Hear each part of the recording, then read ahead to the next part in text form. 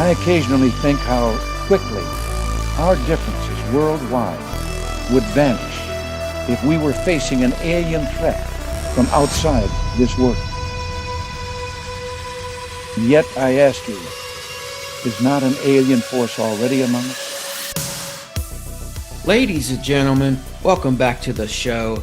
My guest today is a researcher, author, and podcaster. He is the host of Prometheus Lens podcast. His book is The Epic of Esau. I'm very happy to have him back for some epic conversation. He's coming in hot on the heels of some new research for his next book. I'd like to welcome Justin Doc Brown back to the show. Doc, how you doing? I'm doing good, Tim. Appreciate you having me back, man. We always have some good conversations. Of course. Yeah. Excited to talk with you as always, man. Every time we get together, I feel like dots are connected for me. I mean, And me too. I love what you research. I love how you look at the Bible and how you dig into things, man. So it's always a blessing to have you back on here. And yeah, on that note, I want to get into some things today where I think our research might connect, but there's no hurry. I'm going to give you the floor. What's on your mind? What are you working on right now? Anything you want to kick us off with, my friend? Here recently, I've just been looking into bloodlines, the royals, who claim they have the divine right to rule.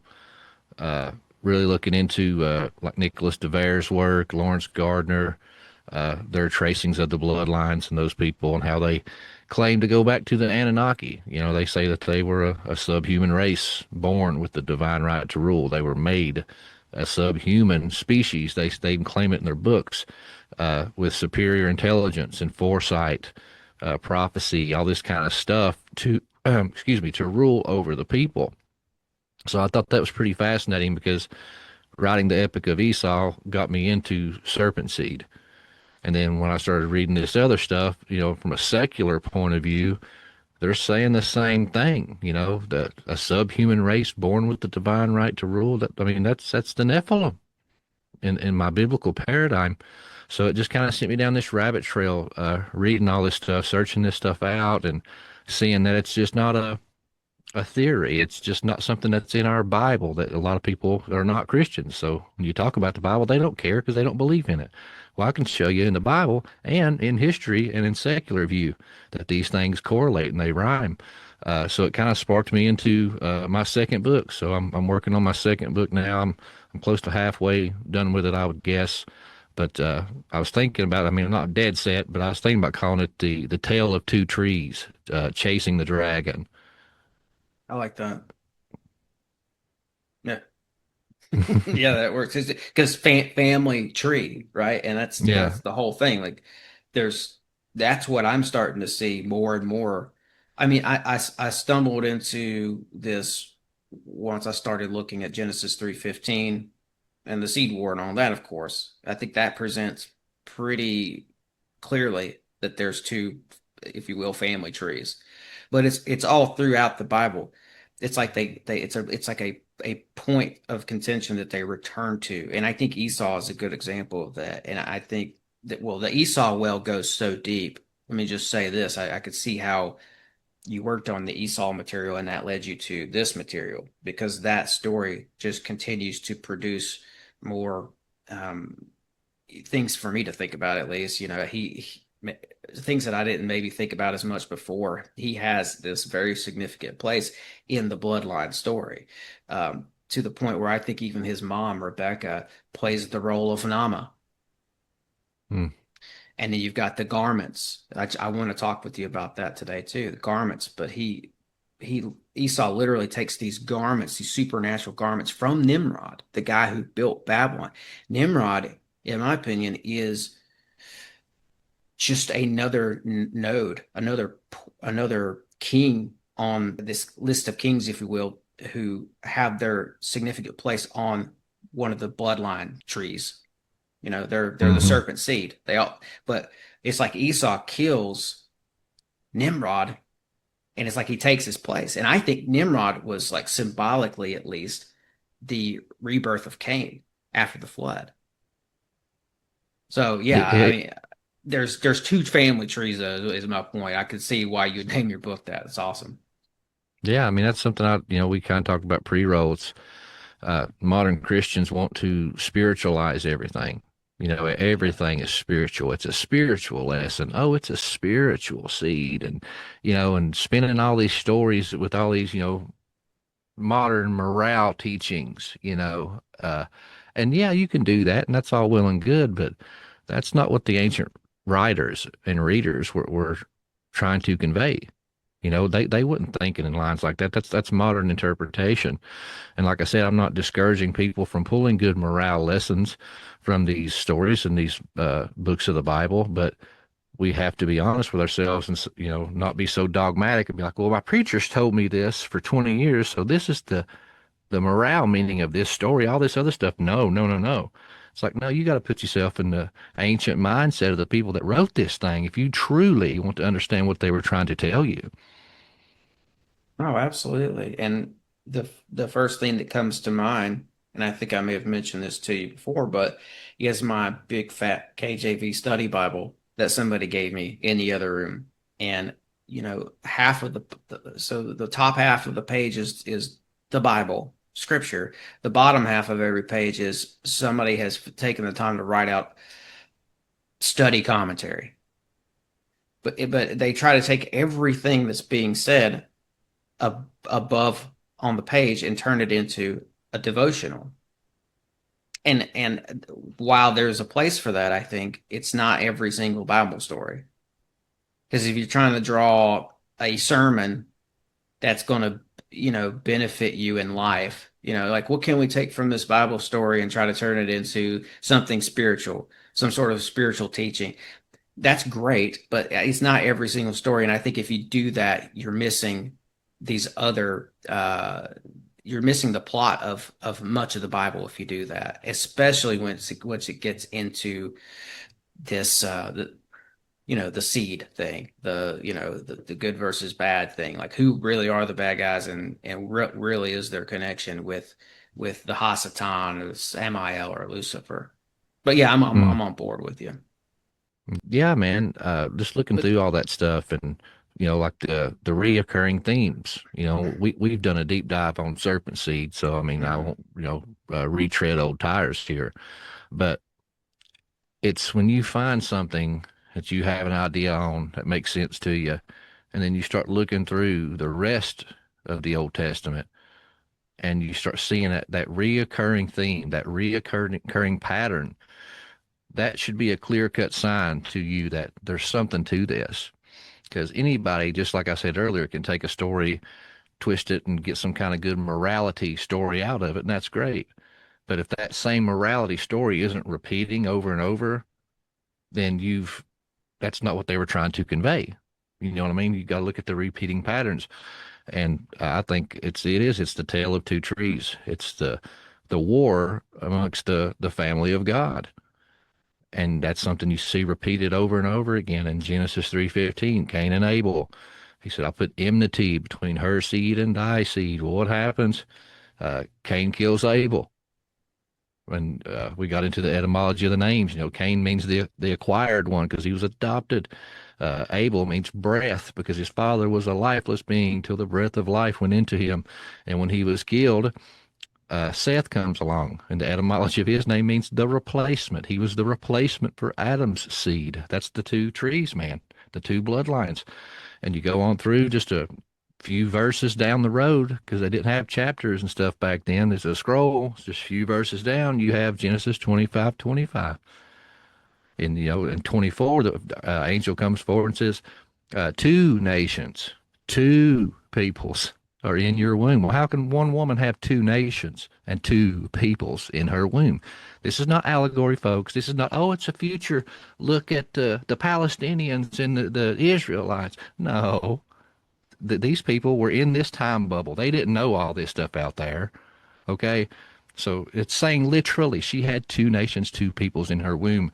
And then the author goes out of his way to describe Esau being so extremely different from his brother. The first one come out red, covered in hair from head to toe.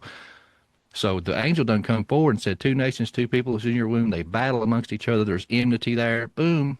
That ancient reader be like, oh, just a few verses we read about Genesis 3:15, the enmity between the two seeds. Okay, this is what they're talking about.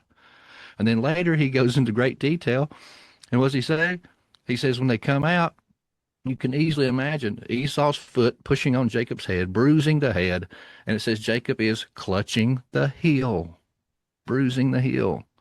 This, I mean, to the ancient reader, folks, there would never been a more clear Polaroid picture of Genesis 3:15. It's the continuation of those two bloodlines, those two family trees.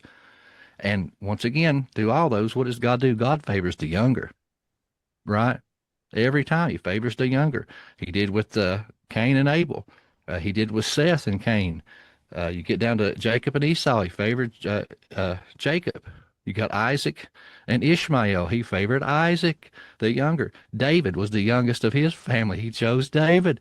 The parable of the prodigal son. I mean, it's over and over and over again because it's telling the overall arching story of the Bible, the story of us, the family of God, and our struggle with our elder brothers, the angelic race.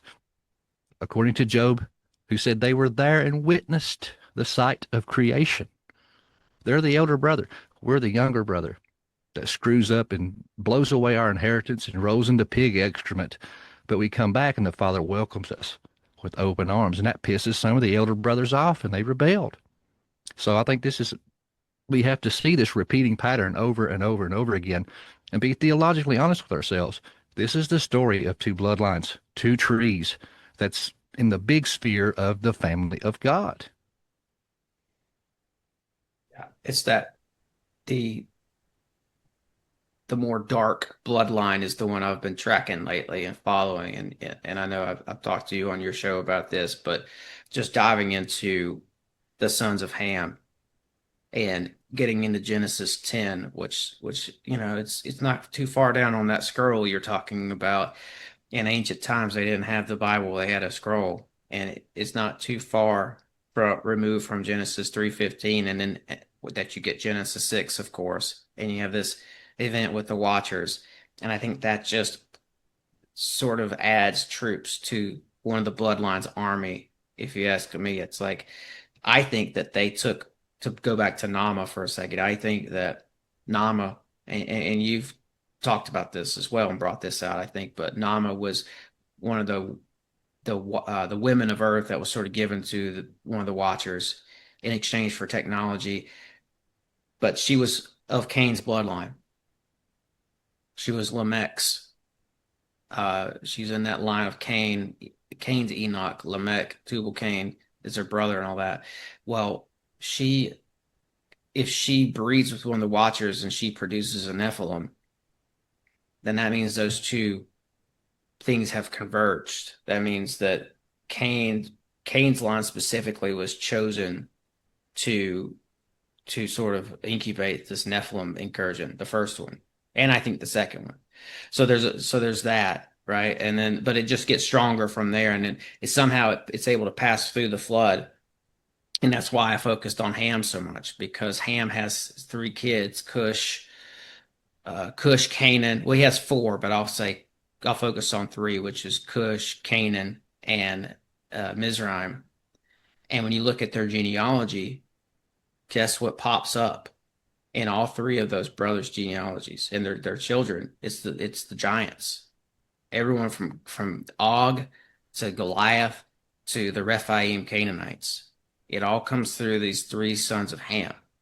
So, not to jump too deep into the deep end here with all this, but it just further tells the story of the two family trees. So that's why I'm excited to talk with you get into this with you today, man, because it's like once I started to see it, now I'm starting to see it in all these other Bible stories. And in fact, it's actually like almost taking up a lot of space in the Old Testament for me now, because it's just there. It's there behind a lot of the pages, right behind the scenes, Mm-hmm. Yep. And that's the thing, is like a lot of people will tell you, even if they listen to you about the 2 trees, the serpent line or whatever, the evil line, they'll say, "Oh well, God wiped them all out in the flood, man." Yeah. So you're even if your theory is correct, it's dead on arrival. It's like, no, folks. Read Genesis 6. It says the Nephilim were on the earth in those days, and also So after. afterwards, yeah. And then I've heard, oh, well, then you're saying God failed. No, no, no, no. Who are you to speak the intentions of God? God didn't come out and say He'd done this to wipe them all out. That's your assumption, and you know what you get for making assumptions, right? It usually makes an ass of yourself. So we Mm-hmm. have to, say that if we believe God's all powerful and sees the end from the beginning, like our faith proclaims, then His intention obviously was not to completely wipe them out. Mm-hmm. It was to level the playing field. Because once again, if we're taking this storyline of these two trees, it says that all flesh was corrupted. It said that Noah was the only righteous one left. Well, that word righteous, when you go to the Hebrew, is tamim. And tamim is the word used in the temple sacrifice system, referring to the purity of the blood of the animal sacrifices. It's talking about purity of blood. Well, that's genealogies, folks. He was saying Noah was the only one uncorrupted by this evil bloodline. So God knew this is where my family tree is going to start, and this is where the Messiah is going to come from. And if I don't intervene, they're going to choke them out. And that was their intention. It was a seed war. So God says, okay, I'm going to tip the scale and level the playing field so my chosen bloodline can make it to fruition. So He brought the flood. And we don't know how. We can speculate all day long, but we don't know how. But either way, there was Nephilim on the earth in those days before the flood and also after. But when you get into extra biblical books like the Testament of Abraham, it tells you that Noah's first wife passed away. And like I said, we can debate all day long if this is true or not. Does mine inspired word, which I'm so tired of hearing that bull crap. That's these council of men that were making an organized religion got to select what went in and what didn't. Okay, that wasn't God picking the books. I don't care what you say, you'll never convince me otherwise. But in that testament, and this is what they believed. This is the stories they repeated, whether they're true or not. This is what they believed. They shared these stories. And they said that Noah's first wife died. And before the flood, God told him to take Naamah for a wife. The one you were just talking about from the line of Cain, come from Lamech. And He said specifically, He wanted him to take her so the bloodline of Cain would continue. That way his prophecy in Genesis 3:15 would come to fruition. So God done that to keep His word and to make sure the prophecy that He gave would come true. Like I said, right, wrong, or indifferent, you believe it or not, but they believed it.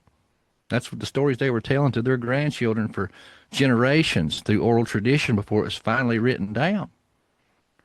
And that's the thing. People want to get so hung up on, carbon dating and, oh, this is a late text and da-da-da. Well, that's the latest that you found. Doesn't mean it's the first one.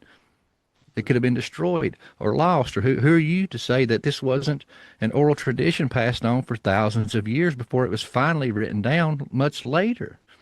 I think that we can't be so haughty and think we got it all figured out and all this kind of stuff. We have to study to show thyself approved.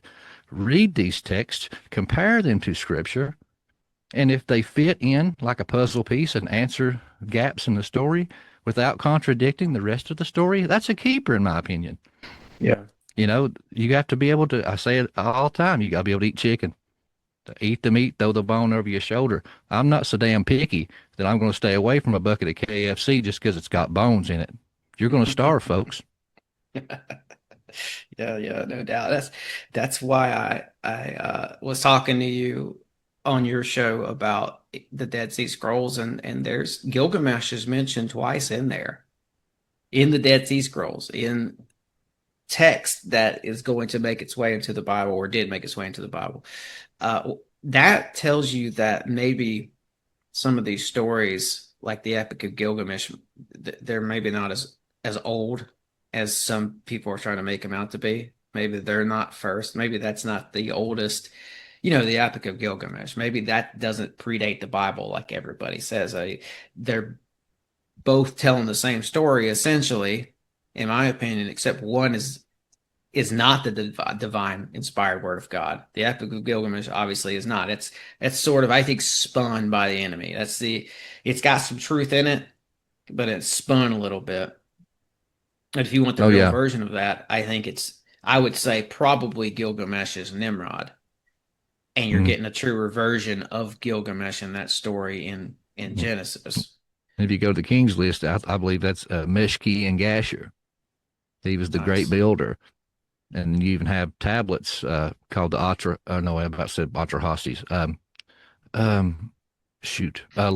Letters to the Lord Arata. And Arata, that's Ararat. That's where Moses landed. And that's where he ended up, Noah. I'm sorry, I said Moses. Noah, where Noah landed. And in those letters, Meshki and Gasher is talked about as this great builder. And he wants to build this grand temple, this grand tower to the heavens, and he wants to build it with hopes that Anana will embrace him there. And he's asking this Lord of Arata to assist him in building this thing, because he needed his help, because he was such a great builder, and he had access to all the timbers and stones that he needed for this building. That was Noah. He was the only one left with the pre-flood knowledge. And yeah, he was a great builder. He built the ark. But the Lord of Arata just writes back, it's like, good for you, bro. I mean, what's that got to do with me? Yeah. So, I mean, that kind of backs up the history there. Yeah. So I was looking at this recently in that King's List, and I got to looking at Lugabanda, who is said to be his general or something. Gilgamesh's father is in some interpretations. And Lugabanda's relatives and predecessors are said to be the names that are on the Sumerian King's List. Now, this is said to be Gilgamesh's father, right? So that kind of makes sense. According to some of the scholars, though, they think that those kings were the kings of earth and the patriarchs of the pre-flood world that were also, described in the Bible. So it'd be Adam's children and Cain's children. Members of Cain's children, essentially, and Adam's children, possibly, but members of Cain's children leading up until Noah are really part of that King's List of Samaria. So I looked at this, and this is something I haven't talked with you about yet, but I did a little thought experiment with this, and I was just like, well, what if I look at Lugabanda and as Gilgamesh's father, but also as Nimrod's father, and add Cush into the situation, because I think Cush is Hermes, right? So this is kind of complicated, but I did a thought experiment, meaning obviously like Cush is Hermes and Cush is Lugabanda in this thought experiment, and they're the same guy. They're all the same guy, and their son is Gilgamesh and Nimrod. So I just looked up the similarities. I'm like, well, what happens if I look up similarities between Lugabanda and Hermes, Cush? And they're there. And in fact, I found this lady named Jennifer Larson, who is a classicist, who put out a paper in 2005, and the paper was called Lugabanda and Hermes. Because I think this is all backing up what you're saying here with the King's List, and the similarities are there. And I won't spend all day on this, but Lugabanda is exceptionally clever, and he's known as a resourceful hero. Hermes, who I think is Cush, is a god of cunning, intelligence, and invention. Lugabanda gains extraordinary speed and mobility. Hermes is famously swift, and he's a winged messenger. Lugabanda acts as a messenger between distant parties. Hermes is the messenger of the gods. Lugabanda associated with crossing difficult boundaries and journeys. Hermes governs the travelers in the boundaries. Lugabanda, again, Nimrod's dad here, Gilgamesh's father here, uses clever negotiation rather than brute force. Hermes, who I think is Cush, is characterized by cunning actions and persuasion. And I mean, it just keeps going on from here. Lugabanda eventually receives divine status. It's like when they say they become like Gilberine or Gibberine, right? Like his son Nimrod is said to have become Gibberine. So Lugabanda, his father, apparently received that divine status at some point as well. Hermes, same story, has divine status that may have been reached. A lot of scholars say that, Diodorus Hermes says he's Hermes and Thoth, and that was more of like a human sage that became deified essentially. So I'm getting in the weeds at this point with it, but I think you No, get I mean, right. I mean, the trail you're on is right. Because the whole thing with, in the tablets, this guy was listed as Meshki and Gasher, Okay. Mm-hmm. and then the legends, when he wants to be puffed up and made his status higher, the name changes to, like Gilgamesh, and you have all these epic stories, and he claims that as his own. And so I think you see that, and then you get to the Bible, that same character is called Nimrod, but that's not his name. I mean, once again, when you go to the etymology of a lot of the names in the Bible, the root words and stuff and the meanings of their names describe their role in the story. Because Nimrod means the rebel, because he was the rebel, the one that rebelled against God. And I talked to Gary Wayne. He threw a theory at me that I'd never heard before. He said it's so muddy to trace all this stuff because, he said, of these kings and these powerful people later being deified and their names changed. And then the next one in line, whether it was their son or whatever, the next one in line adopted that name and took it on for themselves and added to the story and the pomp. And so it just kind of kept building on itself and going as it went. So in the ancient world, if you had a king that said he killed 1,000 people, the next king, he killed 2,000 because he was greater, so it kind of takes some, escalation as it goes down the line. But I've heard Trey Smith even talk about some stuff like that a few years ago. He was throwing out that he thought that Ham was Shamash, the first, sun god, the big ruler of all, because where he broke off and left the family and started his bloodline, his own cities, that he was deified as the sun god, that the most important thing in the ancient world, because he was the first and came and he was the father of those nations and started those cities and stuff. So he was deified as Shamash. Whether it's true or not, I mean, it was a theory that he threw out. That's the first time I'd ever heard anything like that. But you got different legends and stories. Like I read, I can't remember where, but Lugalbanda was basically Gilgamesh, Nimrod, Meshki, and Gasher, whatever you want to call him, was like his lead general. And like he rebelled against him and tried to take over the kingdom and stuff. And I'd have to search this up because it's killing me. As you was talking, I was trying to rack my brain and remember. I think Lugalbanda was listed as one of the kings that went after the giant tribes and went after the city that Lot was in, and they took him captive because there was 5 kings that was going after these giant clans, and I think Lugalbanda was listed as one. Okay, that's interesting. Yeah, the Lugabanda thing for me was a thought experiment essentially, but I think it does go back to, it shows you the similarities between these figures from history, we'll say, and how I think they're just sons of Noah. They're just basically not specifically not just the sons of Noah, but the sons of Noah's son Ham is what is kind of, it was I was wrong. push. I was wrong. According to Chat GPT, It says that Lugalbanda is not mentioned as one of the five kings in Genesis. Okay, I remembered wrong. My bad. Yeah. Well, that's, but yeah. But I think, you're bringing up some great points. You said Nimrod is the rebel, and I would say he becomes the rebel, and that seems to be a family thing for them. It seems like all those guys become the rebel, and that's how they ascend. It's like that's how they prove themselves to Satan, essentially, like themselves to be worthy of ruling the bloodline. Like it's almost like there's a baton that's passed, and I think honestly, the baton that's passed seems to be those garments, which I'd like to let you talk about the garments some. But that's, it seems like Ham took those.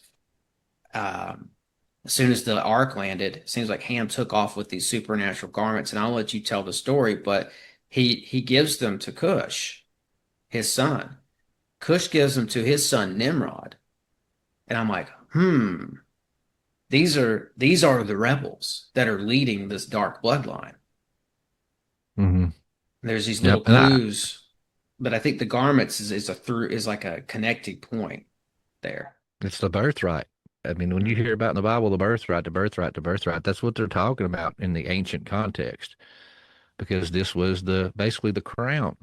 This was the symbol of kingship and priesthood, because you got to remember back then, it wasn't just, kingship. No, it was God kings or priest kings.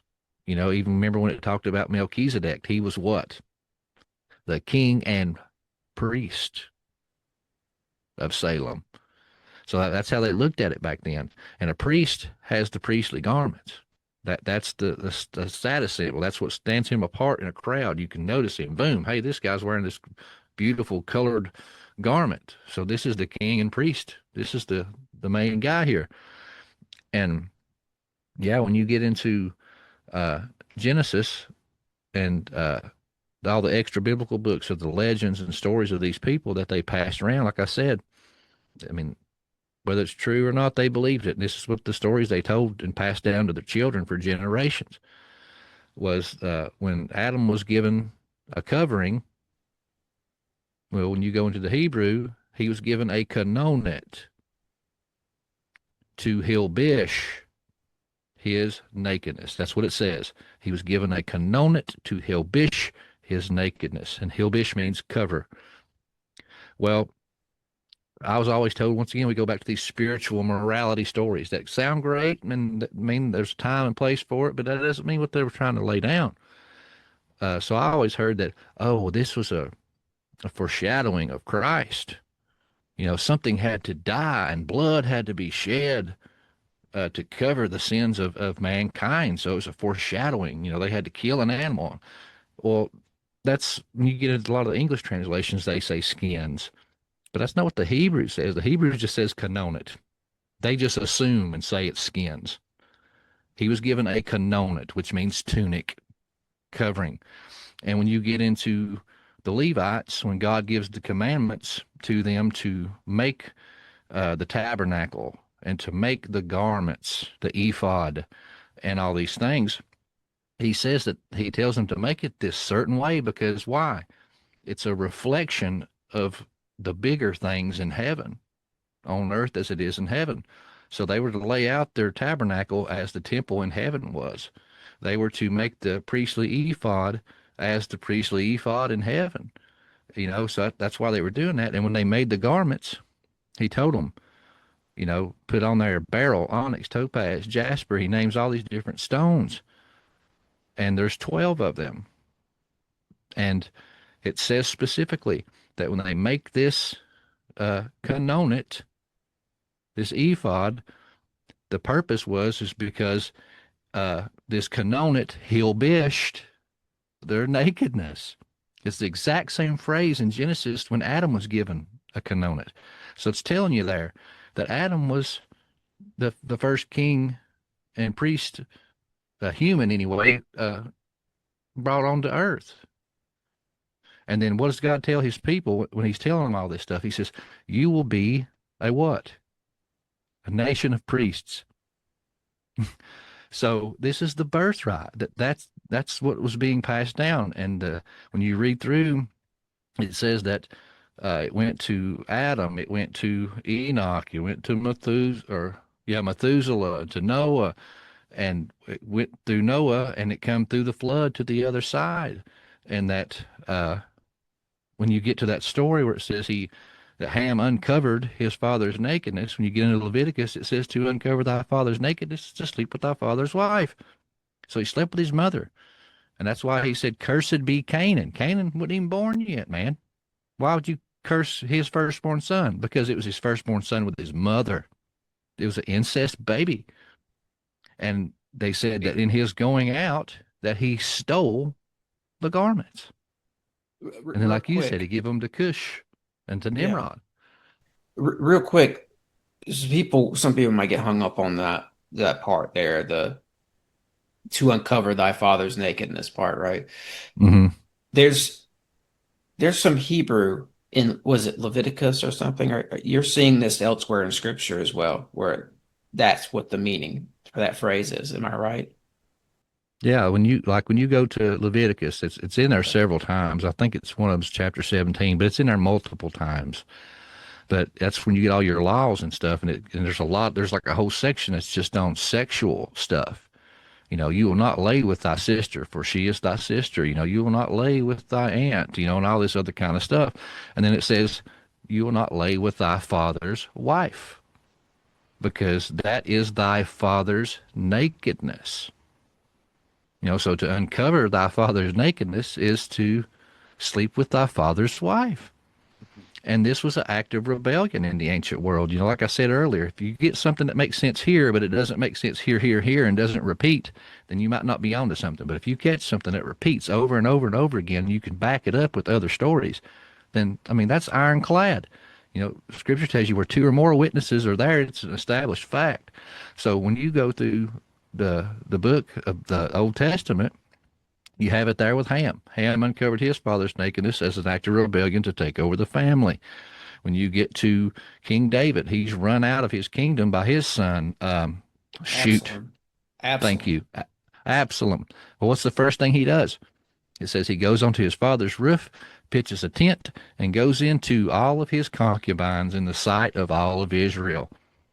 That was how he showed his dominance. He flexed on the old man. When you get to Reuben sleeps with his father's concubine as an act of rebellion to take over the family. So, I mean, this is a repeating thing that we see. This is not a one-off here, folks. I mean, I know it's uncomfortable. It's cage rattling if you've never heard it before, but it's there. Yeah, it's a Bible Game of Thrones moment. Yeah. And it's uncomfortable, and I understand why pastors wouldn't want to talk about that from a pulpit. But we got to get away from, you know, the study Bible mentality, taking everything and trying to turn it into a spiritual devotional. Mm-hmm. Because there's a time and a place for that too. I want to reiterate that, but there's also a plot here that we need to follow. There's other plots throughout Scripture we need to follow without over spiritualizing everything. And it's a supernatural book too, you know. So that's there. I get it, but yeah. And then I think the curse gets slapped on for this act in Ham's case. But it shows, to me, Doc, it shows this thread of rebellion in these guys. Yeah, and that's why he said, cursed be Canaan. You know, he said, cursed be Canaan, a servant to thy brothers, Shem and Japheth he shall be. It's like, whoa now. Canaan's not born yet. Why is he getting blamed for this? I know. And then furthermore, why is he going to be a servant to his brother Shem and Japheth? Shem and Japheth is his uncles. The only way they could be his brothers is if he's an inbred baby. And that's why he was a cursed lineage. And that's why God told his people not to take wives and breed with the Canaanites, because that was that other bloodline. That was that other tree. He didn't want those branches intermingling. That's why. And like you said, those garments, Ham stole them. He stole the birthright. It wasn't his. He stole it. And that's what this evil bloodline does. They steal the birthright. They steal the kingship. You know, God gives it to his chosen, but then you have this evil bloodline that comes in and steals it from them. And I cannot remember this rabbi's name, but he wrote about it. And he wrote a prophecy. It was called the Prophecy of the 10 Kings.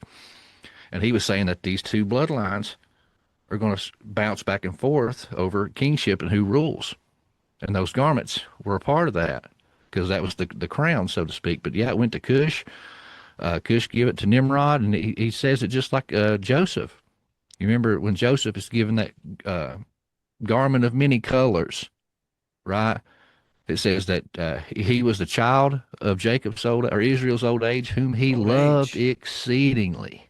Well, that's and the then when thing. you get, They pass this when you get along in the old age. When they're older in age, that's when they always pass this along to this kid, right? and mirroring the family of God favors the younger, the one they have in their old age. Because when you get to Cush, that's what it says in Genesis. Or I'm sorry, in Jasher, it says that Nimrod was the child of Cush's old age, whom he loved exceedingly. And he bestowed upon him the garments at the coming of age of 20 years old. And it said, and when he put on the garments, he became a Gibborim. So that ties into Genesis when it says that Nimrod became a Gibborim. That's how, was through these garments. Yeah, that's exactly what I'm looking at, And it's right here again. If you look at things, I think of things in terms of if they were a scroll, everything is a lot more condensed. And Genesis 9 here, they've just gotten off the ark. God is giving them the covenant of the rainbow, essentially. And it says in 18, the sons of Noah who went out of the ark were Shem, Ham, and Japheth. And it says right there, the next line is Ham was the father of Canaan. They just leave it in there like a breadcrumb, and then they move on. They say these three were the sons of Noah, and from these the whole earth was peopled. Why is it including who? It doesn't say who Shem's son was. Exactly. Jacob's. They're saying, and oh, by the way, Ham is the father of Canaan. Remember that. Yes. For what's about to happen. It's important. Here. It's important here. And then it goes into the story of, it says these were the three sons of Noah, and from these the whole earth was peopled. Verse 20, Noah was a man of the soil, it was the first to plant a vineyard, like right into the story about him getting drunk. And when he's passed out drunk, and I think Ham tries to do this big act of rebellion, or does, it says the other two take the garment in there and place it on him. But that's the garment, right? That's the supernatural garment. That means that the other two brothers were not down with Ham's rebellion, and they're showing that by giving their dad the garment back. It's like this is putting the crown back on him. Yeah, because the crown on the king. When you go into the Hebrew, that's where you find it, because the English just says they took a garment. And I remember when I read that, I'm like, dude, could that be the garments from the Garden of God? And I brought it up to Derek Gilbert on a show that we did together, and he starts pulling up logos and looking up all the root words and the original meanings in the Hebrew, and he's like, you might be on to something, Justin. He said, there's a definite article assigned to that. He said, it doesn't say a garment. He said, in the Hebrew, it says the garment. He said, there was a special one in mind. He said, and it had to be the garments from the Garden of God. Yeah. And for those that don't know, too, that's the original garments of Satan, folks. When in heaven, he was the high priest. You remember it talks about, he was the king of worship and praise. But yeah, because he was the high priest in the temple of heaven. And when you get into Lewis Ginsburg, Legends of the Jews, and Jasher, and some of these other stories, they say that the skins, the coverings of the Nakash, that's what was given to Adam. And then we go to Ezekiel 28. What does it say? I mean, everybody says, oh, that's a condemnation to the king of Tyre. But on down the road, it changes, man. It ain't no longer talking to that king. That king was not in Eden. He's talking to the spirit behind the king. He says, you were in the Garden of Eden, perfect in all your ways. He wasn't perfect. He said, until iniquity was found in you. And all this kind of stuff. And it says, every precious stone was your covering. Beryl, onyx, topaz, jasper. It names all the stones from the priestly ephod. And it said, and gold inlays were your settings, and they were perfect the day that you were created, till iniquity was found in you. So it's painting Satan in a priestly role. And to remove all doubt, just a few verses down, it says he has a sanctuary. So it's painting him in this priestly robe. And then it says, you profaned your sanctuaries, and I cast you as a profane thing from the mountain of God. That's these garments. So once again, the parable of the prodigal son, the favoring of the younger over the older. This position was ripped from the elder brother and given to the younger brother whom he tried to deceive. We've seen the same thing happen to Joseph, didn't we? Joseph was the younger brother. He was given this coat of many colors. As soon as he puts it on, what happens? He starts having all these prophetic visions. He says, oh, the wheat of the field, which is symbolic for humanity in the Old Testament. He said, the stars of heaven bow before me. That's the angelic host. And then he looks at his brothers and he says, this was the final straw. He says, oh, and you, my brothers, will bow down before me and serve me. They said, oh, hell no. This dude's got to go. So they plot to kill him. They rip his garments off of him and throw him in a hole to start with, and then they sell him. And what do? They dip that garment in blood and bring it back to Israel and says, oh, this is all that's left of your favored son. So, I mean, it's, once again, it's the repeating patterns and stories throughout all Scripture. Mm-hmm. It's the birthright. It's a supernatural device. Even it's symbolic of being a king, or it's symbolic of being the one who's in charge of the area. I think about Noah in that terms. Like it's been said that the garment gave him some sort of, it's almost like the garment, he used it to send out some sort of a signal nature, to subdue nature. Yeah. So it's like a supernatural device, like the Ark of the Covenant or something. And I'm not saying they were used in the same way, but it has that same sort of vibe. And yeah, I just keep going back to these little moments like that in Genesis 9:18, where it throws in sons of Noah went out of the ark. There was Shem, Ham, and Japheth. Ham was the father of Canaan. So it's pointing out, it keeps pointing out this bloodline. So that's what I've been focused on. And then when you get down to verse chapter 10, it says it goes through the thing again. These are descendants of Noah's sons, Shem, Ham, and Japheth. It shows the sons. And I focused in on verse 6, where it gets into the descendants of Ham, because in the previous chapter, it makes a point to highlight that, to talk about that. Like, hey, you see this, notice this is important. We're telling you he's the father of Canaan for a reason. Well, who else is he the father of? And it's Cush, who I think is Hermes. It's Egypt, a guy named Egypt, or Mizraim. He goes by different names, but the guy who founded Egypt, where do you think the Egyptian gods came from? They came from this line of Ham, right? Canaan produces the Canaanites, the Phoenicians, like all these. This is a bloodline that you could equate to, in movie references, like the dark side of the force at this point. Yeah. But this throughway, the garments thing, that's the connection. When I talked to you last time, I was like, I'm sure that there's a connection point between my research and yours, and it's got to be these garments, because and I've heard you talk about this. Ham gets those. Sounds like that's what he takes from the ark, and he runs off, and he wants that to help start his kingdom. And then what does he do? He passes it on to his son Cush, who I think is Hermes, who passes it on to Nimrod, who's probably Gilgamesh, who starts Babylon.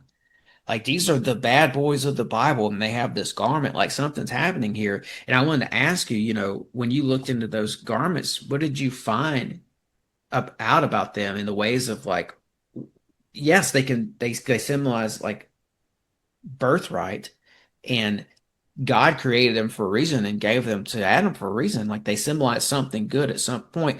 But it seems like once it got into the hands of these rebels, they turned it into something occult, something that could be used for sorcery. What do you think about that? Yeah, I mean, I think it's just like a hammer.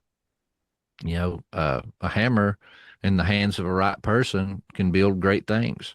Yeah. With good intentions. But you give that hammer to someone with an attitude problem or a small child with anger issues, they'll destroy everything with it. So it's only with your intent and how you use it. But according to their legends and stuff, that this was the symbol of kingship. It was the symbol of priesthood. So it showed you if you had any issues like with your crops or disputes with your neighbors, this is the guy you went to settle it. If you had a spiritual problem, you felt like, God wasn't blessing you or whatever else, he was like kind of like Hermes. He was the one that prayed to God on your behalf and intervened for you. So all your issues you had, you went to this priest king, just like Melchizedek is described. And in some of the extra biblical texts, it says that whoever wore this, subdued creation. Creation bowed to them, that the animals would bow their heads to the wearer of it. And they say that's even how Noah got all the animals on the boat.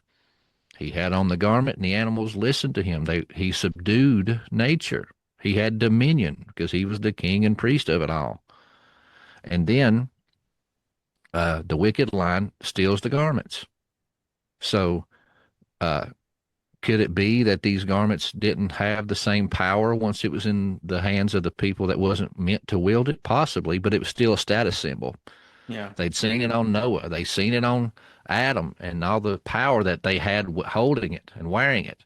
So even if somebody puts it on and it doesn't work for them like it did the others, he doesn't even have to show that it works. Just by you having it on, people's gonna be like, oh, he can subdue all of nature, man. Don't mess with him. We see what all these other guys did with it. So this guy's wicked. Well, we ain't gonna test him. We'll just fall in line here.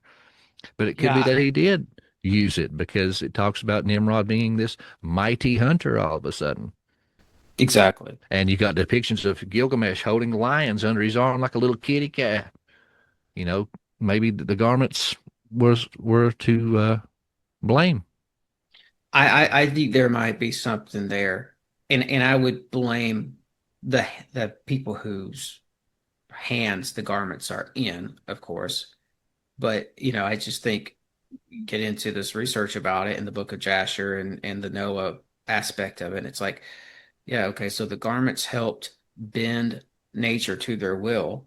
Well, another term for that is kind of witchcraft, isn't it? Mm-hmm. So and then I wonder, like, okay, but back when it was in the hands of Adam and Eve, it could have been used for more pure reasons. Maybe it helped them interact with the spiritual plane.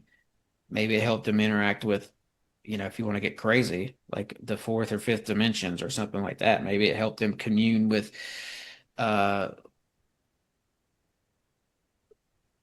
spirits that were, I don't want to really go down this road, but maybe it helped them. I think the garden was a very supernatural place, and there were probably lower versions of creation there to help facilitate the garden. And maybe this was some sort of a communication thing they had. There's a lot of like woo-woo doors you could open with these garments. And I don't want to speculate. Well, even the priestly ephod, it talks about in the Old Testament that basically it was kind of like a Simon Says. Yeah. That when the priest had a question, they would convene with the ephod and with the the two stones, the Urim and Thummim, right, for answers for divination. They would converse with these stones and these garments for divination. But it was approved by God according to the text, if we believe what the text say. Yeah, I didn't want to say that, because I know that would get I know what kind of reaction that would get. I didn't want to say that, Adam and Eve are using this for divination, but yeah, it's God approved divination. Sure. Even people talk about, gambling and casting a lot, in the Bible, God condones it. People cast lots all the time, and that means rolling the dice or throwing the bones. Because, what is it, Proverbs? I can't remember which one it was, but somewhere in Proverbs it says, in the English translation, we may roll the dice, we may roll the lots, but it's God who determines the outcome. When they needed a new disciple in the New Testament to replace Judas, they casted lots for who got the position. I mean, this is something they did, and maybe things changed at the cross. Who knows? But I mean, obviously not, because I mean that was after the cross. They were still casting lots to pick who the next apostle was or disciple. But that was according to the Old Testament. And if we believe what the texts say, those were approved by God. Yeah. And I just wonder how far they took it with these garments, though, once it gets into the hands of Ham, the sons of Ham. And because I'm looking at this Ham stuff and I'm starting to think that maybe it was Ham himself who started Sumer.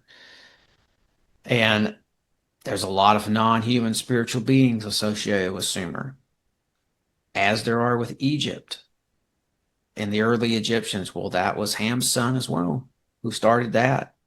And then you add in Cush, and if Cush is like I think he is Hermes, a lot of supernatural beings associated with him as well.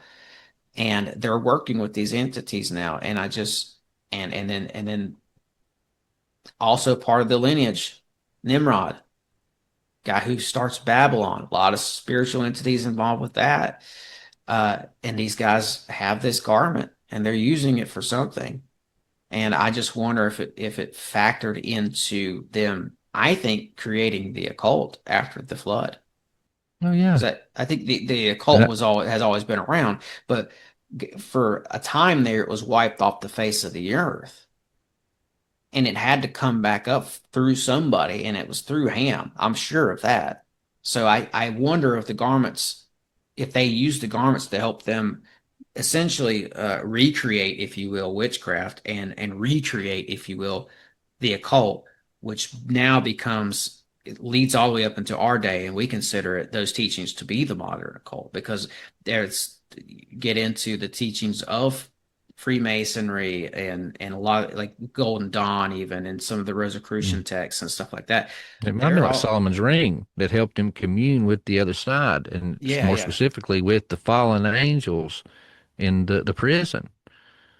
And that's how they got the knowledge back. And then Jubilees talks about that Ham found these standing pillars of stone with all the ancient knowledge written on it, and it ties into the Dragon Court. Man, that's some of the correlations that I found. Is they claim that they stemmed from the Black Caucasus region, which is around Mount Ararat, just a little further north, not much farther. So, as you said, Ham and Cush, they moved south down into Egypt. So when you talk to the Dragon Court and what they believed, they said they stemmed from this Black Caucasus region, same area as Mount Ararat, and that they migrated south, and that they went into the Levant. And all the stories of the Anunnaki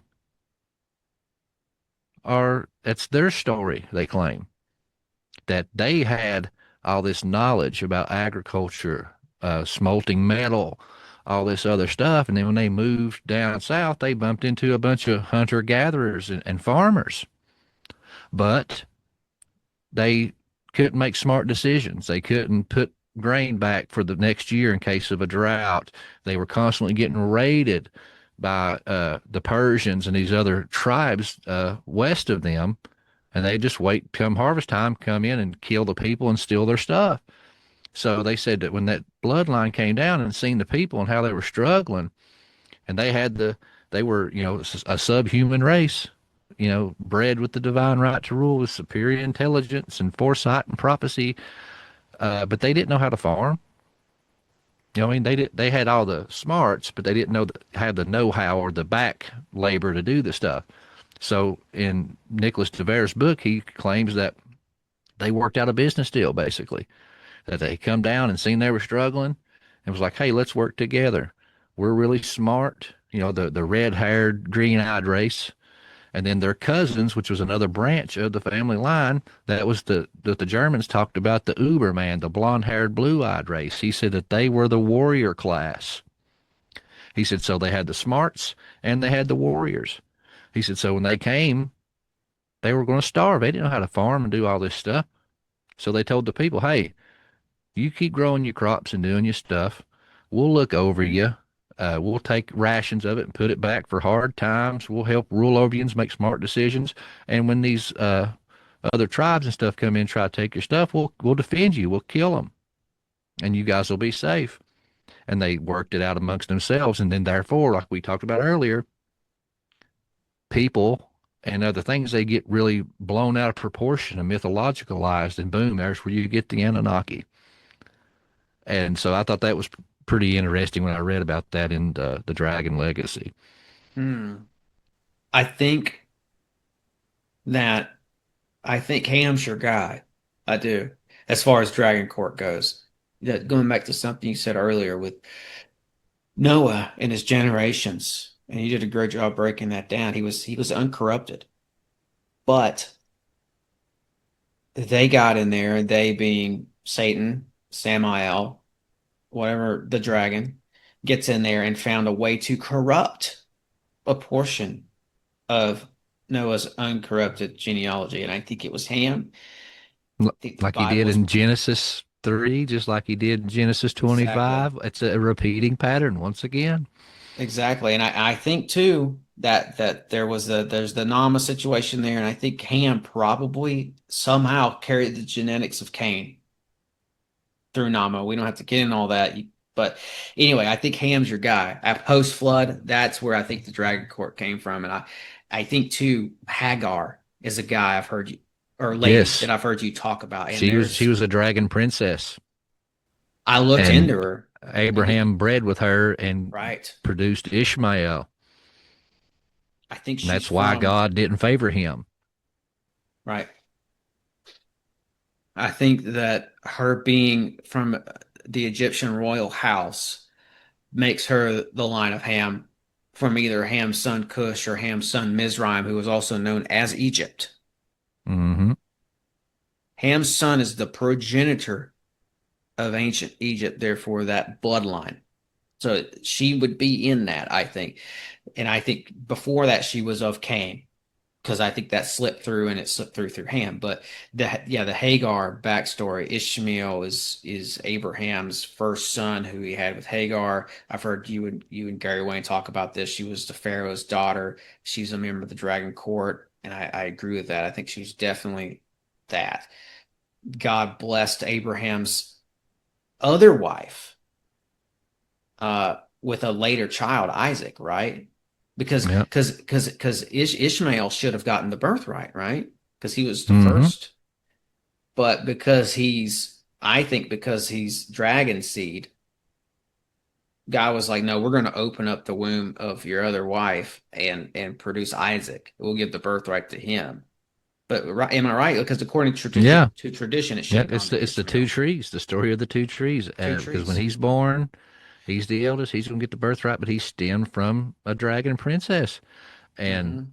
when Sarah finally got pregnant, it did. I mean, I'm not speculating. It says it in Genesis. She became jealous. Once she had a baby and was pregnant, she knew that her son was the younger. He wouldn't get the blessing and the birthright. So she says, I want her gone. I'm the first wife. That's the handmaiden that I gave you to sleep with. But now I'm pregnant and I want my son to get the birthright. Tell them to scram. And that's what happened. Hmm. Hmm. Yeah, yeah. I looked at this, man. This is something you might find interesting. But I'm not trying to paint, Sarah in a bad light. You know what I mean? Sure, She sure, she sure. was the chosen seed, but I mean that's just what happened, and that's how God established Yeah. that bloodline. Well, and I think in this story, it would have Hagar would have been the Nama Yeah. or the Rebecca, the matriarchal heiress that's trying to or facilitates this bloodline continuing on the dragon side of the bloodlines because I definitely think that's what Ishmael was. Yep. He was, And that's why you but find the oldest terracotta statues in Samaria of these serpentine looking people. Have you seen those? You looked those up? They got men and women. They're little terracotta statues. They're the oldest ones they find in the world Ubade, down in the, Samaria.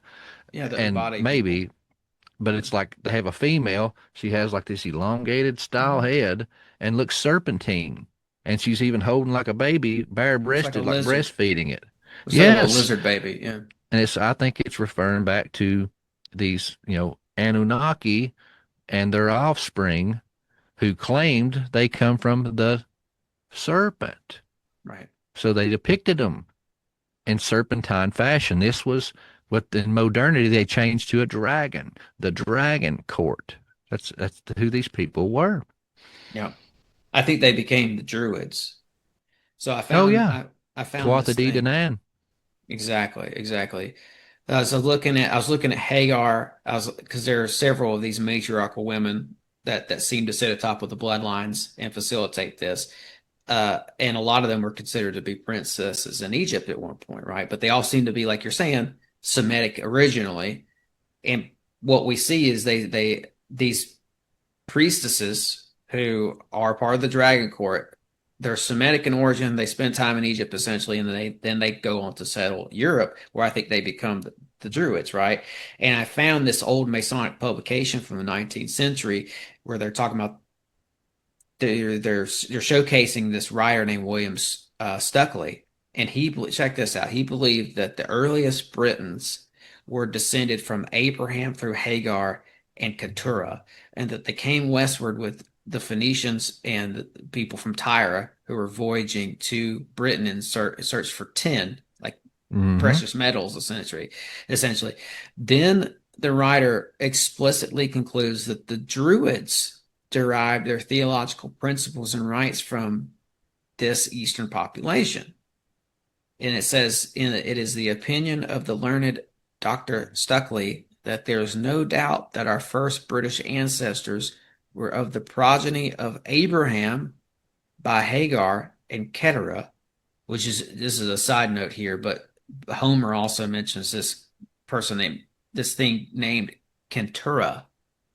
That's a beast man. It's a wild man. And it sounds just like this Keturah who's mentioned on the Song of Hagar and Abraham. Just a weird, like a centaur connection, right?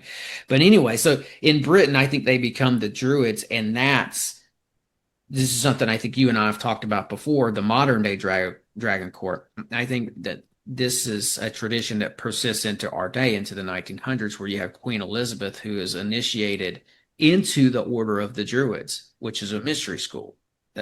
And she was brought in by Edward de Vere II. That's something I'm writing about in the book too, that I found out, because Edward de Vere II was of this bloodline. He was of the dragon court. He was the most noble of blood. He should have been the king. But at this time, this is when the Roman Catholic Church and everything was taken over. You had the donation of Constantine, which has been proven a fake. For those that don't know, when Constantine was bringing his country into Christianity, instead of continuing the tradition of passing the kingship to his son, and all this kind of stuff, supposedly on his deathbed wrote out this last will and testament giving all power to the church, saying that all authority needs to go to God, and they're the representatives of God. So therefore they have the power to enthrone kings and dethrone kings as God sees fit. And then later, I think it was like in the 16th to 18th century, I can't remember, it was several hundred years later, a scholar looked into it and proved it to be a fake. They were using words that weren't even in use until several hundred years later, and using the comparative and stuff like that, wordplay, had figured out, yeah, it was a fake. But it took several hundred years later, and they were using that to dethrone these people, this bloodline, and killing them, painting them as witches and warlocks and vampires and werewolves, all this kind of demonic stuff, and were dethroning them and killing them. This is what St. Patrick's story is all about, folks. There are no serpents in Ireland. When he run out the serpents, he run out the royal dragon court bloodline. And that way the church could put in their kings. And that's something De Vere talks about. He's like, everybody talks about the Jewish Holocaust. He said, nobody talks about the elven Holocaust. He said, my people were hunted down and witch hunts and murdered and cast out. And Edward de Vere was the next in line, Edward de Vere II. And a lot of people think that he wrote all the Shakespeare stuff. Well, the church didn't want him. He was of that bloodline. So they picked Elizabeth. And Elizabeth, to get along, took him as her like right-hand man because number one, he's the one with all the knowledge and all the support and got the strongest claim to the throne. So if I got him, have him next to me, he's not going to turn on me. He's my right-hand man. He's going to help me. He's going to solidify my crown. And at the same time, if he ever thinks about double-crossing me, I got him right there under my watchful eye. But he was ahead of John D. John D. was under Edward de Vere. And they documented it during one of the coronations for Elizabeth. One of the ancient archaic things that they would do, they had this thing called the King of the Wood. And I've been talking about it in my book, not my book, the books that I'm reading of the Golden Bough, the King of the Wood, the Priest Kings. Once again, same story. But to prove that they were the king with the divine right to rule, during rut season, when deer are in heat and the males are the most aggressive, they're the kings of the woods. They're the stags. So whoever wanted to be king had to go into the woods during rut season when they're the most aggressive and wrestle down a stag and kill it. And if you wrestled down the king of nature and slit his throat, then that's, saying you are now the king of the wood. You have the divine right to rule. And it was recorded during Elizabeth's coronation that Edward de Vere II strolls up with a stag by the horns and slits its throat in front of everybody and throws it down.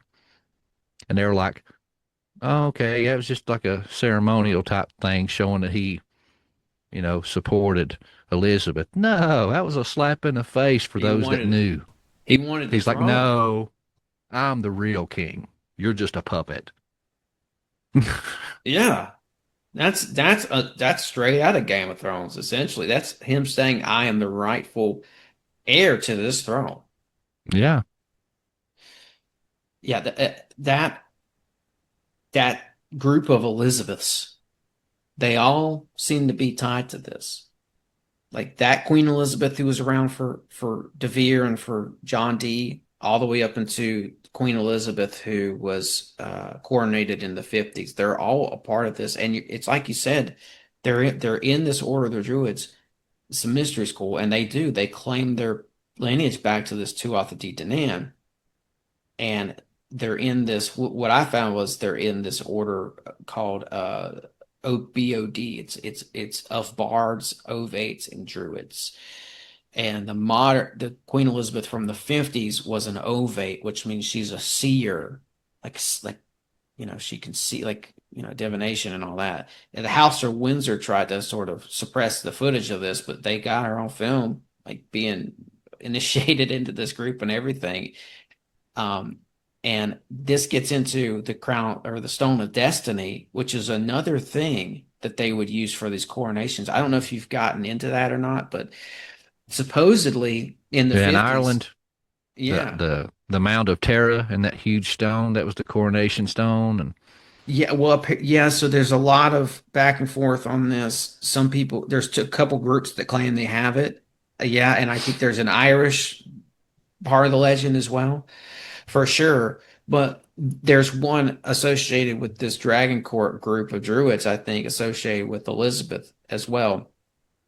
And they put the Stone of Destiny under her in the 50s when they coronated her, it's said. And the whole thing is, though, is it's been facilitated all these years by the Druids, but the stone symbolizes, when you get into the lore of the stone, it symbolizes their deep connection to the line of Cain.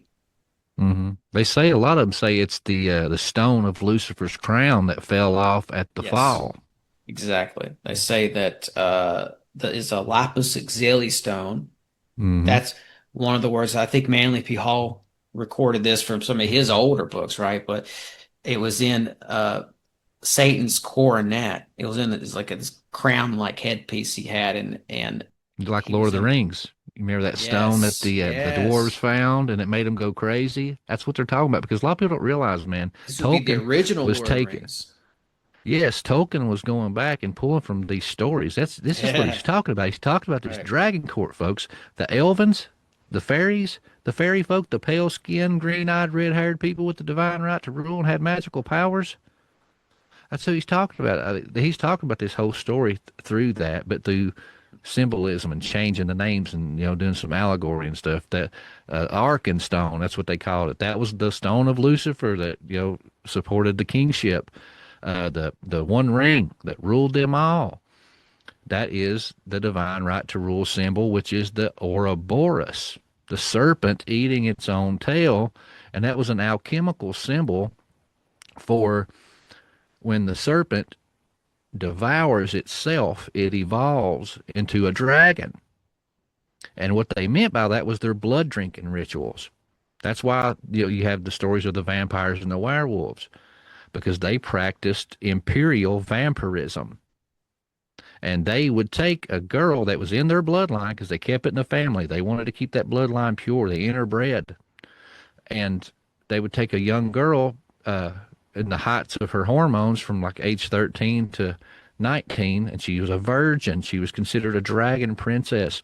And when her monthly time come, they would devour her menstrual flow and secretions, and she would give it to them willingly. And they said all the hormones and chemicals and the melatonin, because it had high doses of melatonin, that it would attach to their pineal gland and give them foresight and prophecy and made them sharper in mind. That's what helped them rule. And that's when the world was a matriarchy. The women, the dragon princesses, selected who they give their magic potion to. And that was their Christos. That was their christening. That was who was going to be the next in line. And so by consuming itself, by consuming the blood of its own family, evolves into a dragon. And that's where you get the stories in England of Arthur Pendragon. I mean, this is the story of the Holy Grail. What's in that cup? How come in the stories of Percival, they run into these maidens that protect this chalice, and then here's this spear in the side of this person where the blood constantly flows. That's what they're talking about. Yeah, that's the Druids. That the Pendragons come out of this Druidic order as well. I remember seeing that too, and I think it's a Hagar lineage thing, honestly. And it does say that Hagar's, and I know you know this, and you probably know this better than me, but that dragon seed of Hagar, Ishmael, his daughters marry into Esau's lineage, right? One does, yeah. And that's the crazy thing, because once again, just like Ham, you have the intertwining of two branches of the same tree. And you know how the Bible talks about, where, 2 or 3 cords bound together is stronger. And I think that's kind of what they were trying to do, because Ishmael was of that dragon court. Yeah. He took a wife there. And then he also took 2 wives of the Canaanites that were known Nephilim giant clans. Right. And even one specific was one of the father-in-laws was listed as Seir. So this is a giant clan with the head chief known as Seir. When you break that down into etymology, that means hairy. So these were feral giants. They were hairy giants. So here you have this hairy quote-unquote man that bred into these Nephilim giant clans and bred into the dragon court clans. And from this, you have all these wicked nations, and that's where you get the Amalekites, whose name means the blood lickers. So they were drinking this blood just like the dragon court, and they learned it from this bloodline. That's why the Bible says, do not drink the blood, because they were doing it. And that's why they were doing it. And then it got perverted, because people started seeing them do it. So then they started doing stuff like the berserkers, the Vikings. When they'd kill their enemies, they'd drink their blood. You know what I mean? Because they seen this happening and they thought that's what it was. Oh, they get power from drinking that. We're going to do it too. But they didn't know the secret. It has to be a certain bloodline to get those certain chemicals that you need. So the warrior class kind of perverted this esoteric teaching. No doubt. So she's Hagar. She has Ishmael. Ishmael's daughter is Basmath or Mahalath, who marries Esau. That's in Genesis 28:9 and 36:3. And this is where you get the Egyptian Hagar line joining with the Edomite royal line. And it seems like some of these Egyptian princesses out of this line go on to marry Scythians, and the Scythians become the Druids. who eventually become the Merovingians. And I think we talked about them a minute ago. You may have mentioned them, but the Merovingians, they They're like the bastardize all Devers. this. Yes. What I'm seeing is that they claim to be part of this bloodline of Christ, though. Yes. So, but they're obviously, like, from our research, I would say that they're definitely on the other tree. They're on the Yes. dragon tree. But some of the Merovingians claim to be in the line of Christ, and I think I found it. I think it's because David had a daughter with Sheba. I had a son with the Queen of Sheba, and I think Sheba was from Ham's lineage. Hmm. So technically, David may have messed up and read with the line of Cain through Ham. And it's a Which I'm trying lot, to think now. it'd be a lot to, like, break down right now, but What was I his think name? that's The Five Stones guy. All of us have had him on the show. oh yeah. Dang it. Either Adam. way, but yes, Adam Ferris. Yeah. Sorry, Adam, if you see this. But he had mentioned one time on the show to me that he had thought that Sheba might have been like a giantess or something like that, you know. Mhm. But the only thing is, with that, my issue would be is that would taint the good line They were cousins because at best, Doc. I don't think they were actually. I don't think the Merovingians are actually the bloodline of Christ because of David. I think at best they're cousins, and that's yeah. where Well, I'm saying though, they're when you making go that through the claim. lineages, I mean, they go back to David, and Solomon was his son. That was the next line for king. So it's like that would insinuate that Solomon, you know, was which I mean, now that I take that back, dude, I don't know. Because I, one of the things that I found was in the Song of Solomon is those dragon right blood drinking rituals. Did you know that? mm-mm, I didn't When know you get that. into Song of Solomon, okay, when I studied this out, they tell that story of the blood drinking and many allegories. Melusine, for Right. instance, she's at the center of a maze where this whale is. You make it to the center of the maze, you take her embrace and drink of the living waters of this whale, and it's death and resurrection. You know, the old man dies, but you're resurrected anew, just like the Ouroboros, you know, the serpent evolving into a dragon. That's talking about drinking of her menstrual flow and secretions. That's this ritual. And you have all these stories with the Tuatha De Danann and Britain of these whale maidens, these Grail maidens, the Lady of the Lake, all involves drinking or eating something and evolving and getting wisdom and things like that. So that's what they're talking about. And the lilies, they used a lily many times in these allegories, and it's like a symbol for the vulva.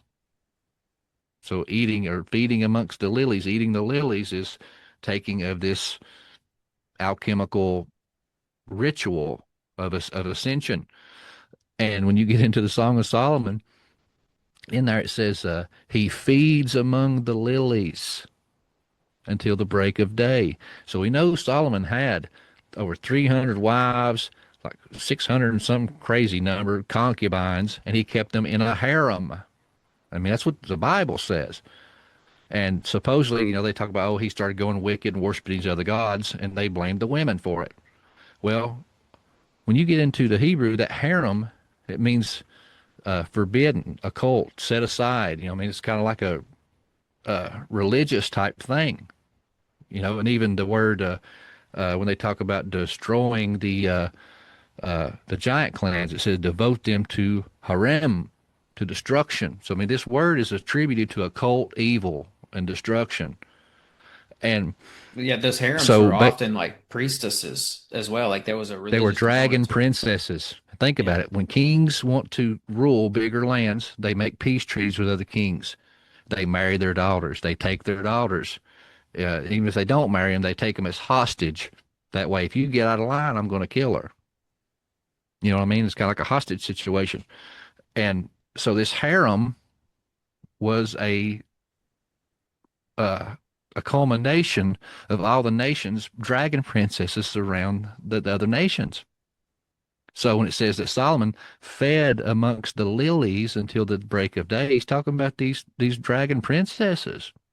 And then in the story, it goes on, it says that, and pomegranates, that's another symbol for this ritual because it's symbol of the full of goddess. seeds. Yes. And it's red like menstrual flow. Mm-hmm. So in that Song of Solomon, it says that it's talking about my love and all this kind of stuff. And it's very sexual and erotic. We knew that already, but now we got this other lens to look at it. And she says that, he feeds amongst the lilies till the break of day. Talks about how much she loves him. He's her love, and that she would allow him to taste of her pomegranates. Okay, so it ain't saying, all these different pomegranates and juices. No, I'm gonna allow him to taste my pomegranate. Yeah. So, and then that one part of the Song of Solomon, she falls asleep with her hands in the spice jar. The spice jar. And she wakes, and her fingers are dripping with sticky mirth, it says. Okay. And she hears her lover at the door. And she gets up, and her lover smears the sticky mirth upon the handle and the lock of the door, her vulva, and says that she opens the door and allows him in, and then her bowels are moved for him. She has an orgasm. He's partaking of her bloody pomegranate, and she has an orgasm, and he gets to partake. That's what this is talking about. Yeah. And we all know that Solomon rebelled. He was wicked. He worshipped all these other gods.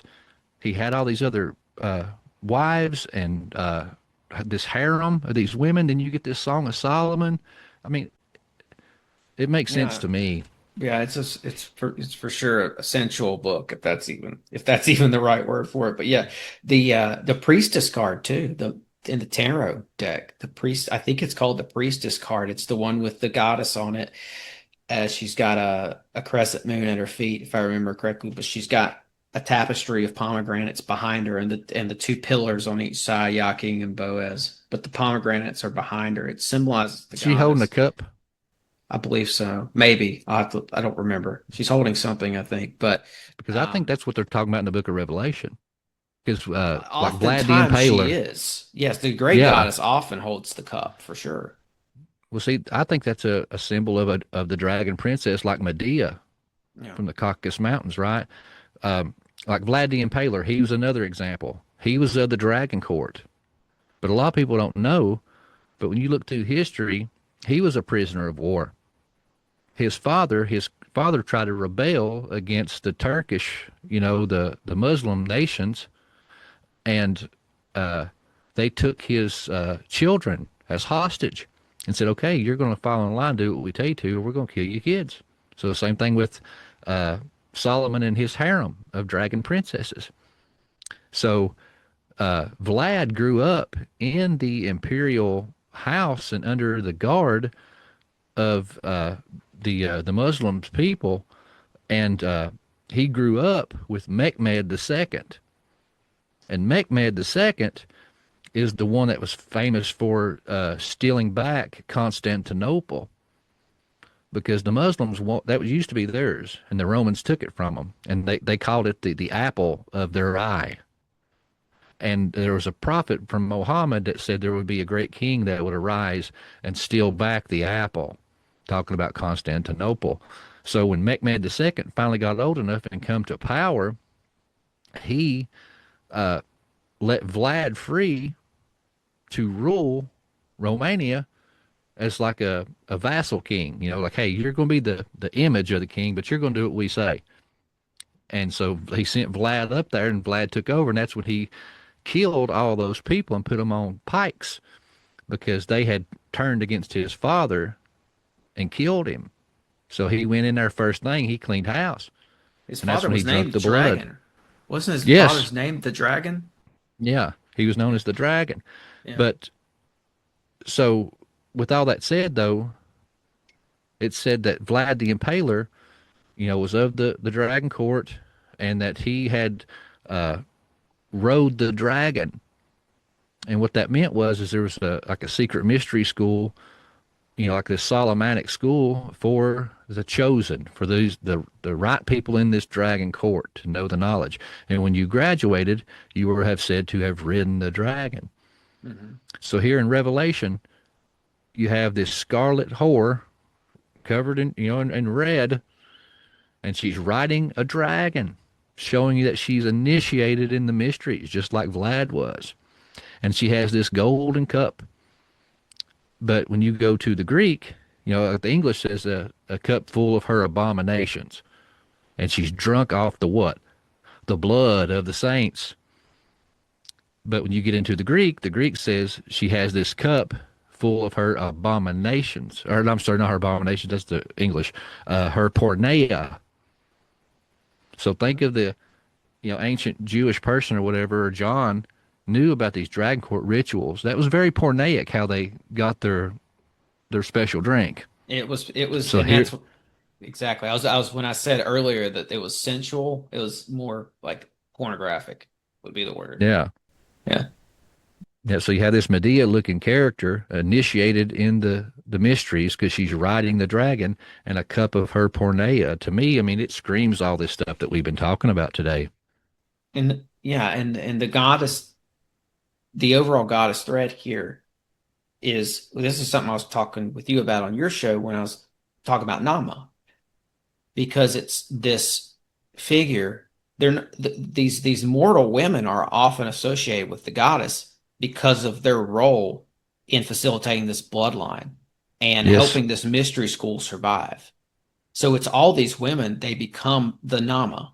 And they become and they become associated with the great goddess as well. So you'll see the Greeks associated Nama with Athena because they believed that, and this is what I was talking with you about. It's a lot to get into and explain, but the Greeks, through their art, it seems like are telling a story, and the story is that they come from the line of Cain, and that it came through the great deluge through Nama, through Ham, and the Greeks knew this, so they associated with Nama with Athena because Nama did this great thing of preserving the bloodline and playing her role. And I think you see that with Hagar as well, and some of these other women in the Bible. They become Nama. They become like the great goddess, because what does the great goddess do?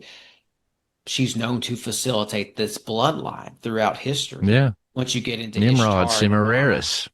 yes, That they were a son and mother, just like Ham and Nama.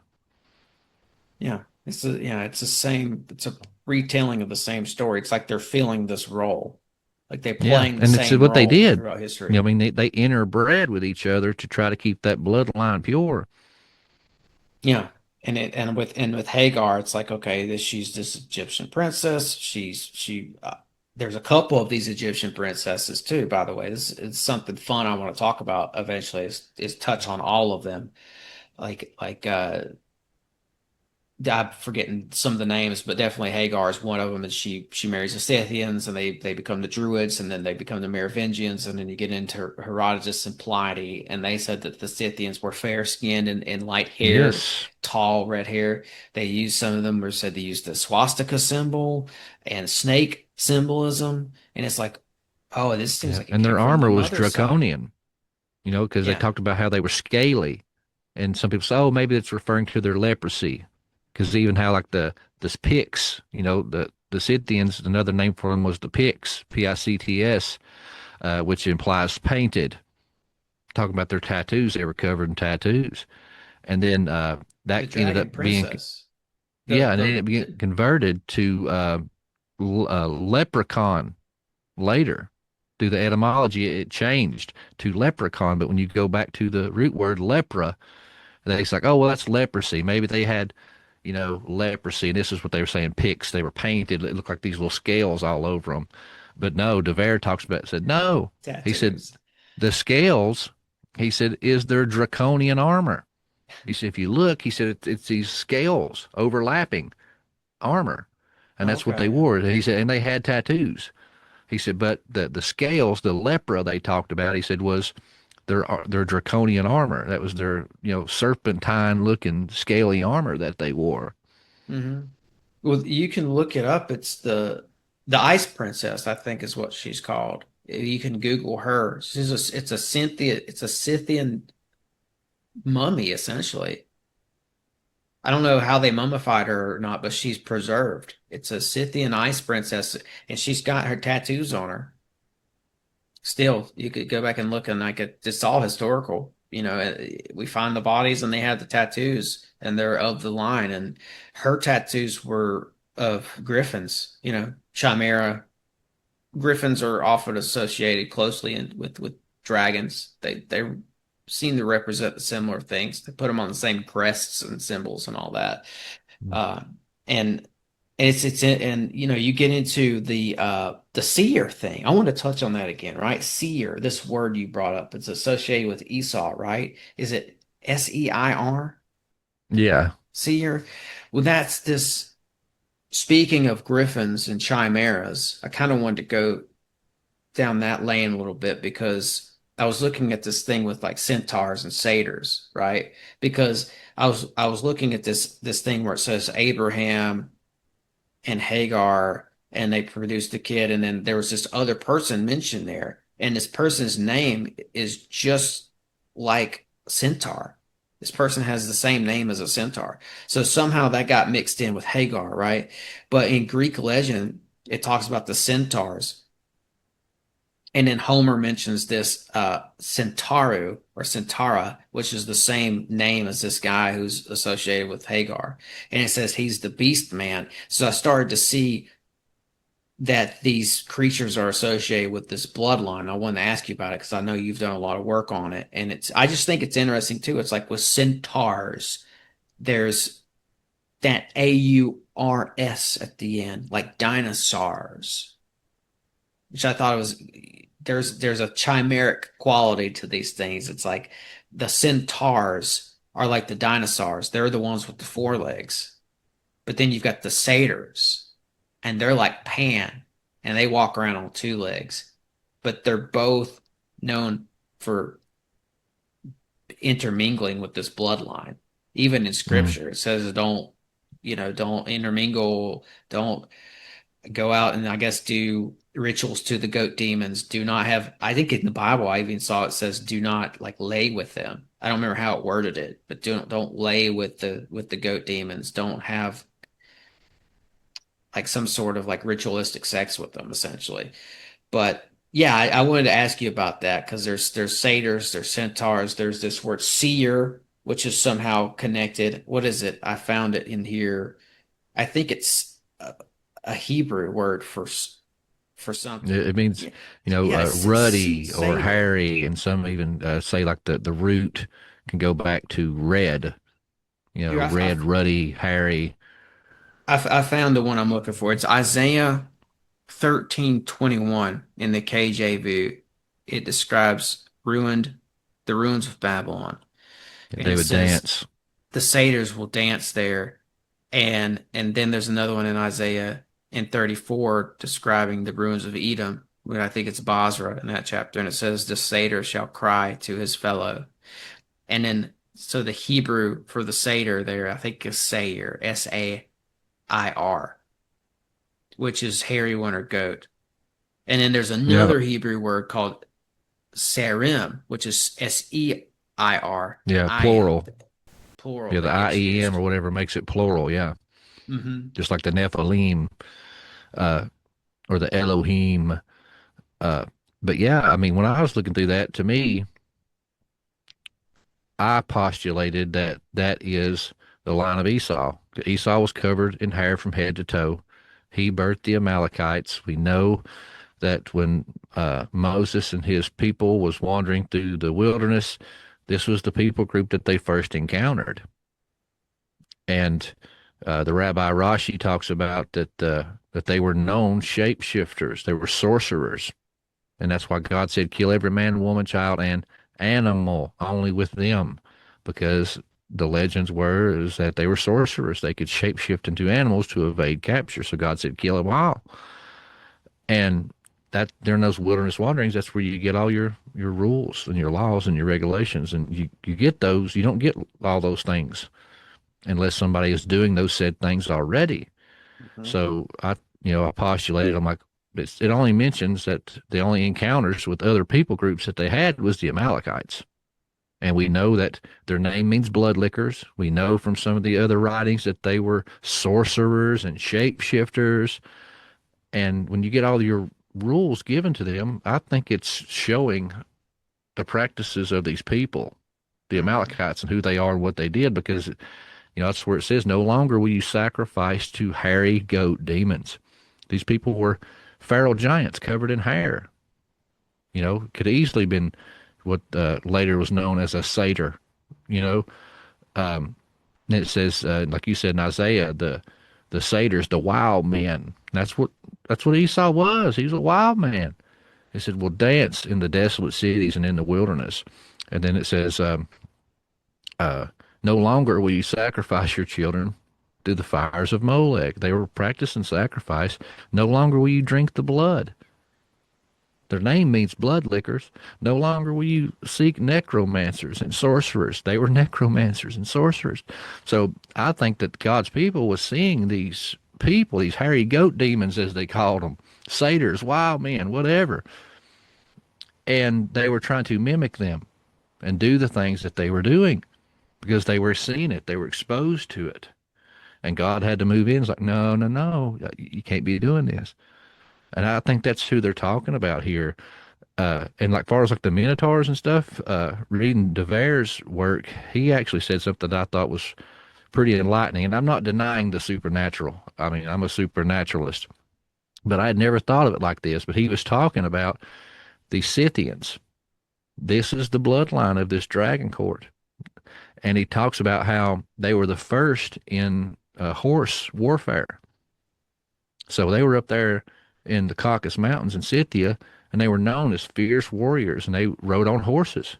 They shot bows from horses. They, sliced people up with swords on these horses, and they were a well-oiled machine. And the other parts of the world, when they showed up, they didn't know how to deal with them. They hadn't domesticated horses and been riding horses into battle. They were still on foot. So they were hell to deal with. And he said that, so through the writings, when they would conquer these people, maybe they had some kind of covering where you couldn't see their legs, or maybe they just rode through so fast in a blur, they just seen them whiz by and cut off people's heads. It's like, oh my God, this is part human, part horse. And it kind of, he said that he thinks that's how these rumors got started, was these Scythians were such great warlords and warriors on these horses that they moved so fluidly, it looked like they were one and the same. So there they were up on the horse. There's the four legs with the human body on top, Yeah. And you've also got some people who would say too that things just got so crazy in the pre-flood world, the days of Noah before the flood, that these watchers were coming down and alchemically bastardizing nature. Even to the point where they were mixing plants together, doing something wrong, like so creating these monstrosities with the plants even, but for sure with creatures. Yeah. Said the beasts of the field and the birds of the air, they sinned against them. Mm-hmm. So who knows what came up out of that. I've seen a lot of chimeric stuff associated with this bloodline, this dragon bloodline, and with the goddess thing. I mean, like I did a lot of work with the goddess, even going back podcasts back in 2024. I don't think I did this on your show, but I know in 2024 that was like one of my main topics was the goddess, divine feminine, the lady, all that. I remember you was getting into Inanna and stuff pretty heavy. Mm-hmm. Yep. I that was sort of the gateway, was like Ishtar and Nana. And very quickly, I remember I was on Bump Podcast in 2024, and Bo was like, "Does this have anything to do with Bledsoe?" And I was like, "The lady, yes, it does actually." And we were putting those things together, and then we were even talking about the divine feminine on that show way back then. But with Ishtar and Anna, you get into the Cedillo Hills in Africa, and there's petroglyphs in that region. There's a mountain range there. They call it the mountain range of the gods. Of course, these mountains where these gods come down and intermingle with humans. There's even one down in Botswana called the Cedillo Hills, and it's a region where Inanna was known to be. and spending time with her lover Dumuzi. In fact, it said that she buried Dumuzi there. I think in the Bible he's called Tammuz, if I'm not Yeah. mistaken. And that's And who was the union, according to legends, between Nimrod and Semiramis. yes, and alongside of those petroglyphs in that region are chimeras. Very interesting looking creatures. There's, one of them, if I remember correctly, it looked like a mix between the one there was strange. I'll have to pull it up here in a second. I don't remember exactly what it was, but it was weird. It was a mix of two creatures. It was obvious that it wasn't something that we're familiar with today. It's not one of your normal run of the mill African animals, but the same thing you see associated with this same goddess all the way up in Babylon when when Nebuchadnezzar builds the Ishtar Gate, like a tapestry. He puts these little, like wallpaper. It's like every other block almost is one of these chimeras. And on that one in particular, it's like some sort of a horse looking thing with a long neck. Like it's like half dragon, half horse. But it gets interesting with all this. So are you still there, by the way, Doc? Yeah, just my camera's acting weird. Might Okay, be good camera. overheating. All right, well that's all right. Camera, as long as you're still there, we can bring it in for a landing. It's here soon if you'd like. But yeah, this stuff is fascinating, man. I appreciate you giving me and the listeners like a glimpse into what you're working on, man. Like this is going to be an awesome book. This stuff I is appreciate it. right It's down been a my alley, wild that's for ride, sure. man. I mean, this even ties into Charlemagne, the guy Go that for it. everybody praises as being the great Christian, defender of the faith. He married into the dragon court. His wife Hmm. was a dragon princess, and there's legends and stories about uh, he's given this ring from her, the one ring to rule them all, and that it kind of had a sway over him, and that supposedly, like when she had died, he mourned for her so much, and all this kind of stuff that supposedly one of his right hand men uh, thought it might be the ring that had bewitched him, uh, and he stole the ring and cast it into this lake, and then the spell of mourning was finally broken. But the pull of the ring was so strong that subconsciously he didn't know it, but he drifted to this lake and built a castle by this lake and lived out the rest of his days there, and he didn't know why, but it was because the ring was in that lake. And then you get the stories of the lady of the lake and things like that. So I mean, even Charlemagne ties into these stories.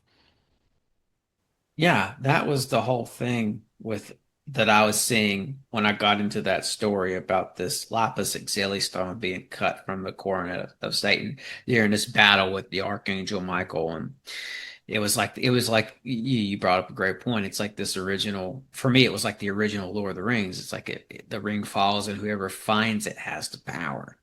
Only in this Hmm. story, it's the And stone it bewitches them. My bewitches them. precious. Yeah, yeah, and the bloodline, they get a hold of it and they treat it like they're precious, and they use it for its supposed believed powers, and they use it in coronating themselves, and it's associated with their royalty. It's associated almost. It's like the stone takes on a meaning like the garments did to Hmm. them.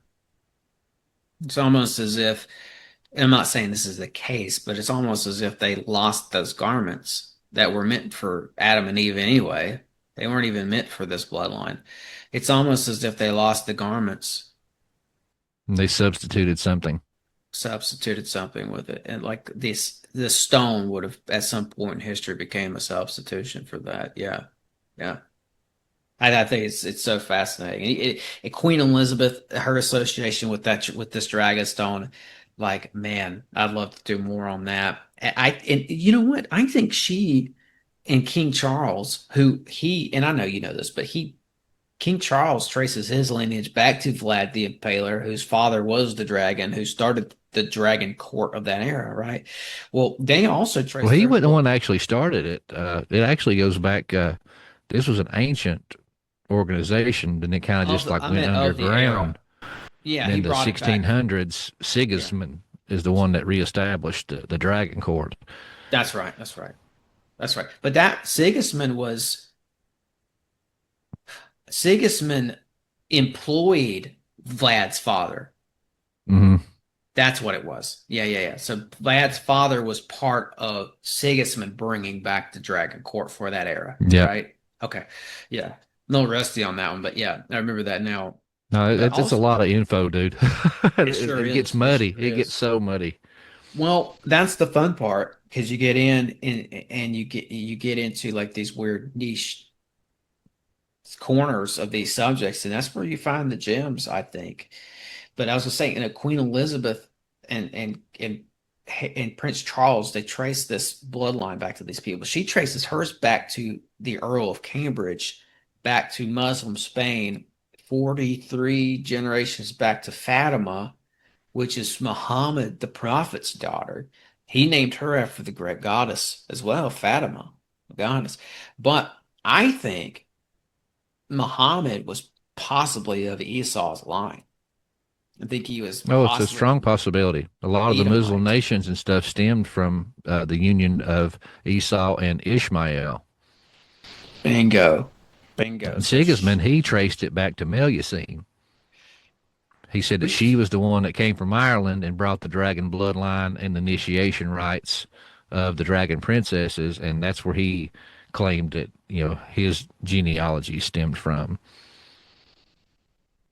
That's amazing. Yeah, yeah. They had their own rings too. Like all these people had their own. But no, I was going to say, there's so much I could comment on right now. But Melusine is an interesting one too because there is there's still a little country in Europe called Luxembourg, landlocked country, but their royal family traces their lineage back to Melusine still to this day.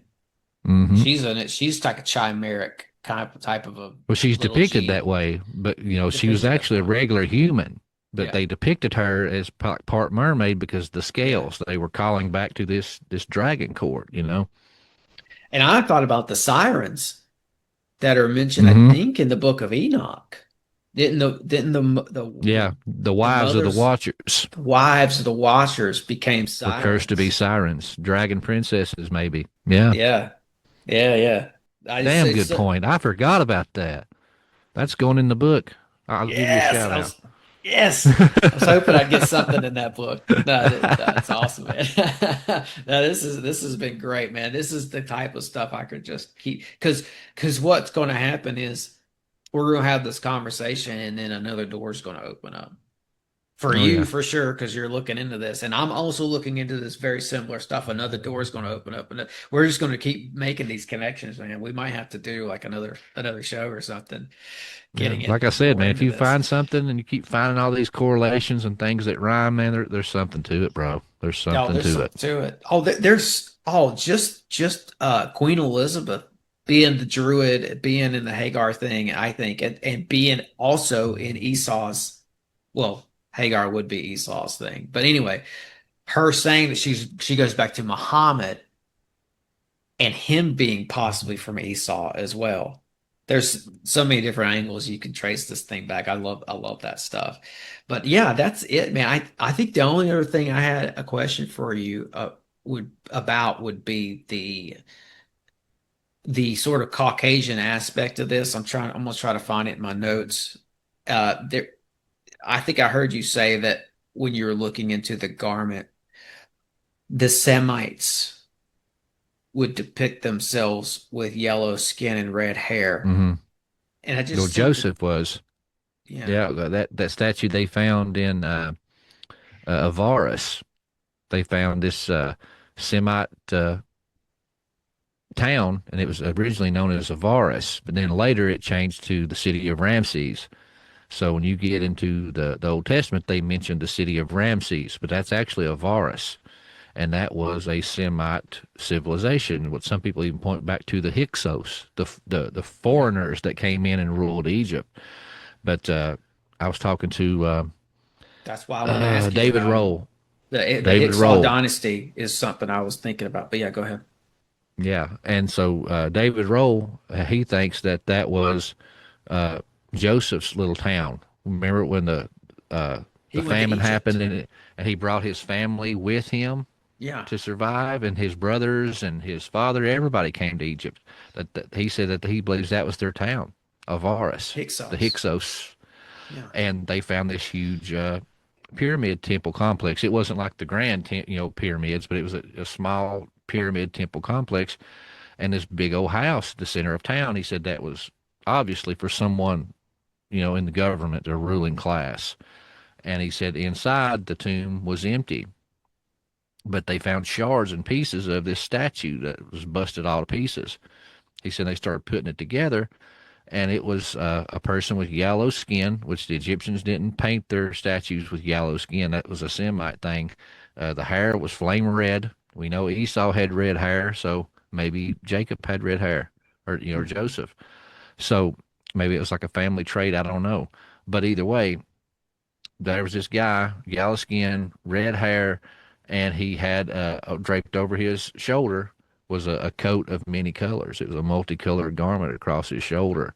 So he was like, I think this was the tomb of Joseph. And why was it empty? Well, the book of Genesis tells us because when the Israelites left, they took the bones of Joseph with them. Took his bones. Yeah, yeah. Here's that. I found this while you're talking. Here's one of the mummies from Egypt that was found. And I mean, this guy does not look, he looks, Caucasian or European, I would say, right? Mm-hmm. And Yep. he's from the line of Akhenaten. He was a grandfather, I think, if I'm remembering correctly, to Akhenaten. And he's the pharaoh that all the mystery schools venerate. He's a part of this bloodline somehow. I'm still looking into all that, but I think he Akhenaten somehow is important to the mystery schools and important to the sort of the dragon seed. But Yeah. When you scroll his down, does it say that he was buried in the Valley of the Kings? this is from a picture that I have on my Yeah, at the phone. bottom So, there. well, no, I'd have to pull it up on Wikipedia. That's So what it that's looks the like. end of the picture. It's a They were screenshot. buried in the valley of then it cuts off. Oh Because yeah, I that see shows you that. it's a later dynasty, Yeah. which, Tut was in the Valley of the Kings too, because they were burying over there in the pyramids and closer toward, you know, uh, their capital cities and stuff like that, but they kept getting hit by grave robbers. So then they migrated to that Valley of the Kings to try to uh, protect the tombs of their kings and pharaohs. They're from the 18th dynasty of Egypt. I just, I don't think that they look. I think that they have. My opinion is that they have Well, European yeah, they got big old features. noses and large ears. It looks kind of, European. Where does it say here? They were Valley of the Kings. There it is, Okay. brother. Yep. They were they were the parents of Queen Tai, the chief wife of Pharaoh Amenhotep III. And Amenhotep, I think, is Akhenaten. He's in here somewhere. But yeah, there Yeah, there's a thread Shepsut. here. There's a thread here. The only other, yeah, there was what I had pulled up a minute ago too was that Scythian Ice Princess, but it looks like they changed her name to Siberian Ice Princess. But I have an article where it says Scythian, Well, I mean, but it's this, around that region, that Caucasus, yeah, mountain area. Siberian Ice Maiden. This one says the Scythian. This It is the says AI closely article. related to the Yeah, Scythians below. yeah. When I looked into it, that's what they were saying was Horse this riding was, people. Did you see that? yeah, known as the Princess of Akak, preserved mummy of a young woman from this culture who lived in the fifth century. But she had. I was trying to find her tattoos, see if they have a picture of them. Were they mazes and swirls? Because that was a huge Here's Scythian thing. Yeah, here's one of them. It's got kind of swirled. It's The got a tat. stag. It's a stag. Yep, there you go. Motif with stag. The other one, there's a griffin on there too. I don't know why they're not showing that, but Let me see if I can find some better pictures here. This is weird, man. When I looked this up before, there was all this other stuff on this. They had more pictures, more info. That's the stag. Okay, I remember that image now. It was on the shoulder, yeah. Let's see. Where's the griffin? I think that's the griffin right there. Got the curly Some tail. some of these wrap around the arm, and you have to find the right picture and the right recreation. But anyway, they had these tattoos, and there's an article out there about this and about her connections with the Scythian people. I promise you, and I don't know why it's not coming Oh, up. yeah. But In the very anyways, least, she's probably a cousin, or something like yeah, that yeah, yeah. migrated more northwest. Interesting stuff. But I mean, I certainly have seen too that the Scythians were doing that as well. They were tattooing those dragons and Scythians on themselves. Super interesting. And they were all Yeah, about spirals and mazes. yeah, it's like the labyrinth, like Yes. right. The queen, The that's a goddess Minotaur, thing as that's well. Melusine. Hmm. The Roman Catholic Church even copied it in that Britain church, I think it was. How they got that maze that you walk through, and it was so many steps because for the people that didn't want to take the pilgrimage to Jerusalem, they could go to this church where they had this maze laid out, and you could walk it. And it was, I think it was like, I'm just throwing out a number of folks, but like if it was, 3,000 miles from there to the Holy Land, and they couldn't make it, so then this maze they made, it was like uh, 3,000 steps, or Hmm. whatever. That way it was kind of like a symbolic pilgrimage for those that couldn't Hmm. make the journey. But it was Yeah. modeled after Melusine and stuff. Yeah, well, I was finding that too when I was looking at the goddess culture on the islands of the Mediterranean. And I don't remember if it was Crete Yep. or Minotaur. one of the other islands. Yeah, Crete. You've got Malta. Uh, there's one out there that Tim Alberino went to as well that had a bunch of giant legends on it as well. But anyway, Sardinia. Sardinia's one, but yeah, maybe it was Crete, but they had their goddess legend there was I think it was Cybele or Rhea, but they called her the Queen of the Labyrinth. They associated the maze and the labyrinth with her as well, Well, as did some of the other cultures. But yeah, man, this has been just another fascinating, retelling, brother. of Exactly. Melusine. Yep. That's how I look at it Maybe an too. older one, you know? Yep. For sure. Yeah, for sure. Yeah, brother, this has been awesome. Is there anything you want to wrap up with, Doc? Nah, man, I'm good. I really enjoyed it, man. Me too. Like I walked away with some stuff too, as always. Well, same here, brother. Likewise. Likewise. Man, yeah, this was good. I appreciate you, brother. We'll have to do this again sometime, and when that book comes out, we'll be talking about it, my friend. We'll reconvene. If not before then, we'll certainly reconvene when the book comes out and talk about that. But in the meantime, people can still go and get your Epic of Esau book. I got a copy right here. Man, Yeah. Epic of Esau, oh, Doc Brown, a really good book.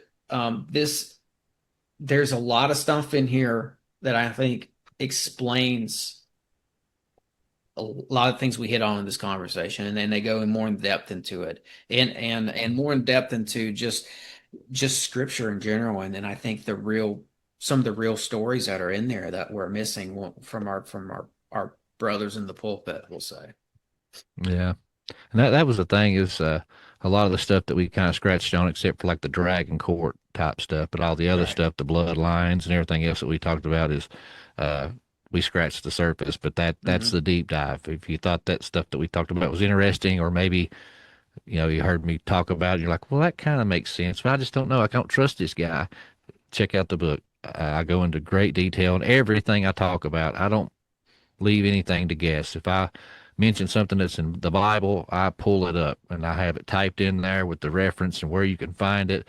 So I lay all the scripture out in the book. I don't just put a little footnote for you to look it up on your own. No, I put it right out there for you and say it says this, this, and this. So that makes me make the connection to this, this, and this. So anything that I talk about, I lay the scripture out, and I try to be clear when I tell you, hey, this is my belief, or I speculate that this, and this because of these scriptures. Look at these scriptures. So I try my best to do that.